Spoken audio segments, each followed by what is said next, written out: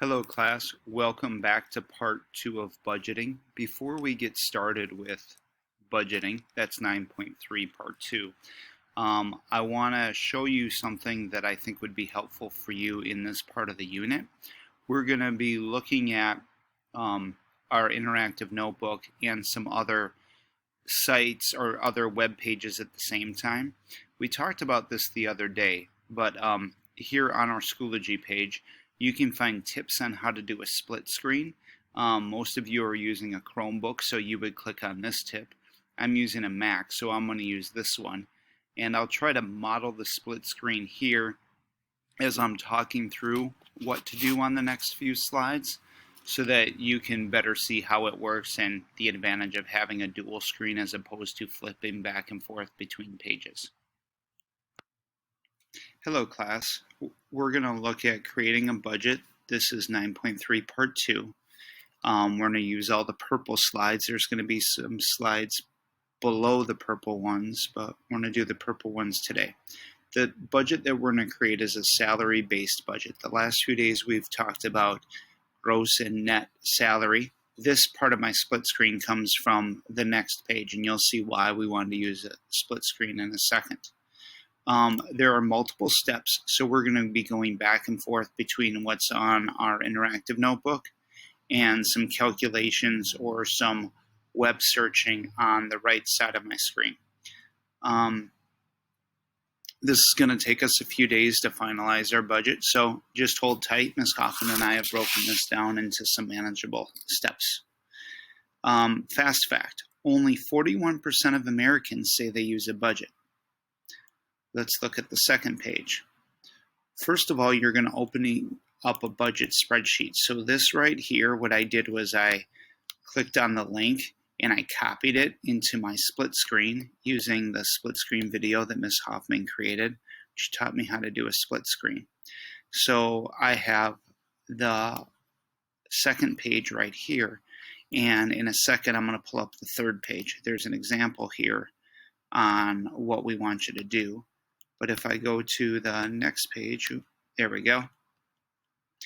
My first move is I need to select a career.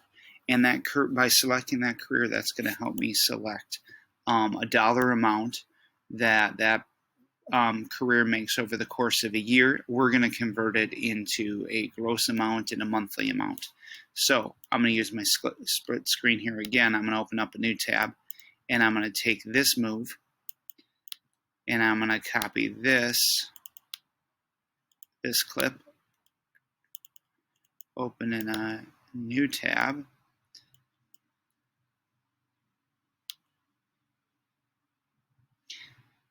and here I'm going to select a job.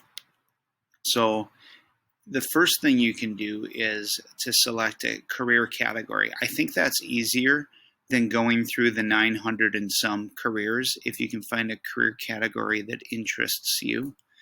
I'm going to select, per Ms. Hoffman's example, education, because I'm a teacher. And I'm going to hit the arrow, and then I'm going to go all the way down. There's tons of careers here. And I'm going to select my job is a secondary special ed teacher. So from this, if you wanted to, when you select your career, you could watch a video on that career. But for the sake of budgeting, all we really want you to do for today is to get down here into the job outlook, and want to click on the salary, and it's going to buy local information. So I need to type in my local information. I can either go to Minnesota here, or I can type in my zip 55082 and hit go, and that'll change my salary based on people working in our area. Now, it says Minneapolis, St. Paul, Bloomington. We are going to use the green per Ms. Hoffman's instructions over here. See, she says use the green outlook and has that nice arrow there. So it looks like the salary I have is $65,800. So that's kind of right here in the middle. Makes sense. So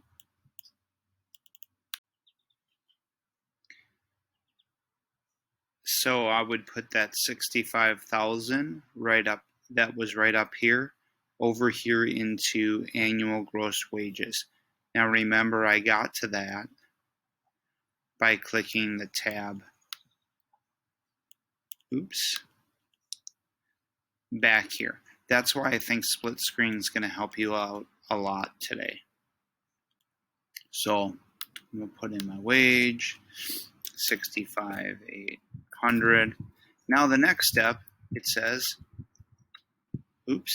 is I have to figure out how much I make a month. So there's 12 months in a year, so I'd have to take that wage, take out my calculator, and divide it by 12.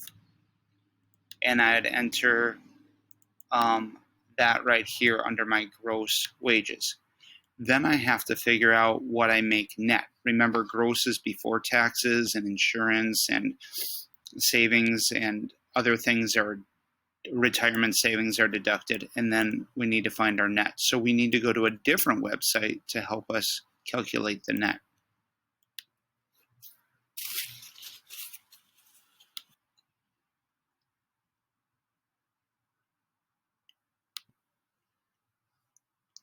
So I'm scrolling down to the next page, the net pay calculator.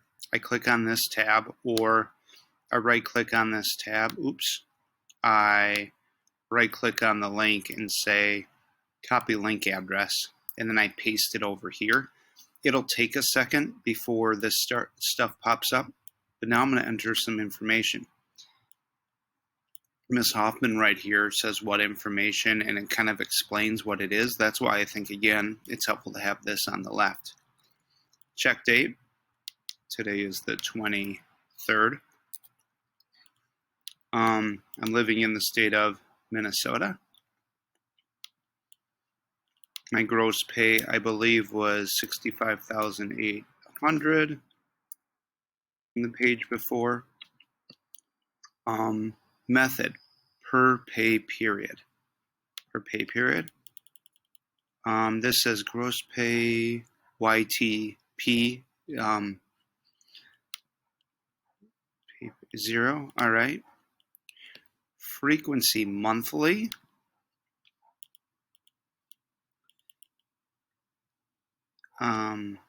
Leave as is.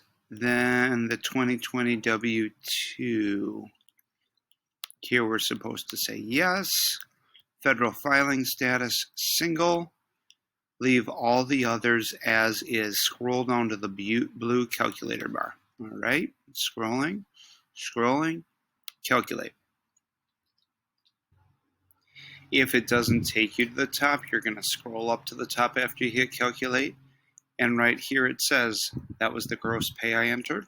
This is what I'm paying in federal taxes a year. This is what I'm paying in FICA a year, Medicare a year, state taxes a year. My net pay, or my take-home pay, is $33,128. So I'm going to write that on this sheet. Again, I can't remember that amount. I think it was 33, back, 1288, back, 35 cents, 0.35. All right. Next, as I scroll down, I have monthly savings account, monthly retirement. So I'm going to go to the next page in the interactive notebook. I've used the net pay already. How to make a budget, part 3. It's not purple anymore, so we'll hit that tomorrow. Have a good day.